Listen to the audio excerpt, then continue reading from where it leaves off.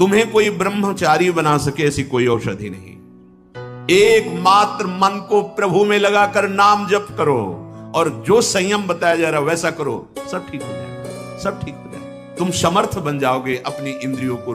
अपने हाथ के द्वारा कोई क्रिया या किसी कुसंग के द्वारा कोई क्रिया ना हो और स्वाभाविक ऐसे, तो जैसे दाल में उफान निकल जाता है ऐसे वो वीर्य का उफान होता है, ना कि वो ब्रह्मचर्य नष्ट माना जाता है। अगर कोई क्रिया के द्वारा नष्ट कर रहे हो तब तो फिर आपको रोकना ही होगा।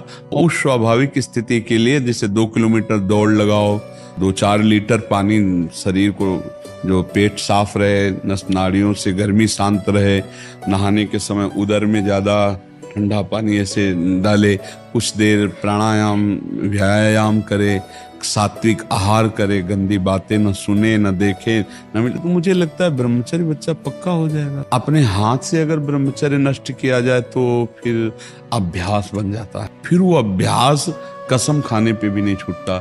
यदि ऐसी कोई गंदी बात है तो उसे छोड़ना ही आपको पड़ेगा। उसके लिए कोई जादू तमाशा तो आता नहीं, आपको नियम लेना पड़ेगा। मुझे लगता है कि स्वाभाविक ब्रह्मचर्य 6 से किसी को ग्लानि नहीं होती।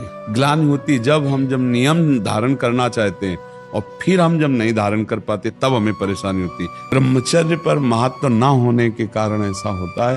नहीं, ब्रह्मचर्य पर महत्व हो और बुरा लगे फिर अगली बार हम उसको सुधार न पाए, ऐसा कैसे हो सकता है। हमको जहां से क्लेश मिल रहा है, अशांति मिल रही, वो हम कार्य कभी नहीं करेंगे, लेकिन हमको सुख मिल रहा है ऐसा आभास हो रहा है, इसलिए हम उसे करते हैं। बच्चा सुख क्या है? एक नई दाद जैसे हो जाए, खुजलाओ, बस उतने सुख मात्र के लिए अपने ब्रह्मचर्य का नाश कर रहे हो। उसको थोड़ा रोकना होगा, थोड़ा सहना होगा। उसको रोकने सहने के लिए नाम जप और आसन, जरूर आसनों में बैठना हो, क्योंकि ब्रह्मचर्य एक तपस्या है बच्चा।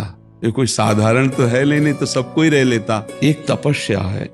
सात्विक भोजन, कब्ज ना रहना, प्राणायाम व्यायाम, और ये पक्का समझना कि मुझे किसी भी स्थिति में ब्रह्मचर्य भंग नहीं करना। संतानोत्पत्ति गृहस्थ के लिए तो वो अनिवार्य विषय है, अनिवार्य विषय है, वो तो करना ही है उसे, क्योंकि गृहस्थ धर्म में गया है तो संतानोत्पत्ति। लेकिन जब तक ऐसी स्थिति नहीं आती तब तक हम, गलत अभ्यास हमारे जीवन को नष्ट कर देता है। तो क्या हम सही अभ्यास से धीरे धीरे गलत अभ्यास पर शासन नहीं कर सकते? कर सकते हैं। आपको जब मन गलत सलाह दे रहा होता है तो उस समय आप सावधान नहीं होते। उस समय आप सुखद वृत्ति करके और आप मान लेते हैं कि इसमें सुख है, और फिर जब क्रिया हो जाती है तब आपको होश आता है। फिर आप मन से ग्लानि करते हैं कि यार मैंने क्यों किया, मैंने तो नियम लिया था अब ऐसा, पर आप उसे सुखद मानते हैं।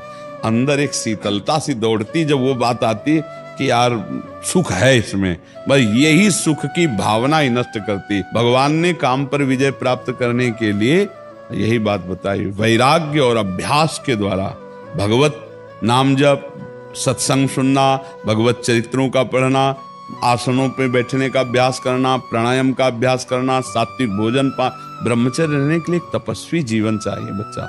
तो स्वाभाविक ब्रह्मचर्य नष्ट ना हो, इसके लिए आपको अपने हाथों पर शासन करना होगा। आपको मोबाइल ना देखने का नियम लेना होगा, गंदी बातों का, गंदे बच्चों का संग नहीं करना होगा, तभी आप चल सकते हो। नहीं, आजकल बहुत गलत उपदेश देने वाले मोबाइल में कि ऐसे बनो, आचरण गृहस्थ में भी बनकर कि दूसरों को सुख पहुंचाओ और अपने को सुख पहुंचाओ। अच्छा, आप खुद बताओ, एक बार ब्रह्मचर्य क्षीण होने के बाद आपको शारीरिक और मानसिक परेशानी होती है कि नहीं? होती है ना। तो देखो वो गलत है ना, चाहे डॉक्टर कहे चाहे मित्र कहें, वो गलत उपदेश देते हैं ना। यदि आपका स्वाभाविक ब्रह्मचर्य क्षीण होगा तो आपको उत्साह, शारीरिक फुर्ती बढ़ेगी। ध्यान देना, महीने 2 महीने 2.5 महीने में जब स्वाभाविक ब्रह्मचर्य स्वप्न दोष आदि होगा, वो आपकी शक्ति नहीं होगी। वो संतान उत्पत्ति करने वाला वीर्य नष्ट नहीं होता, वो क्रिया से ही होता है।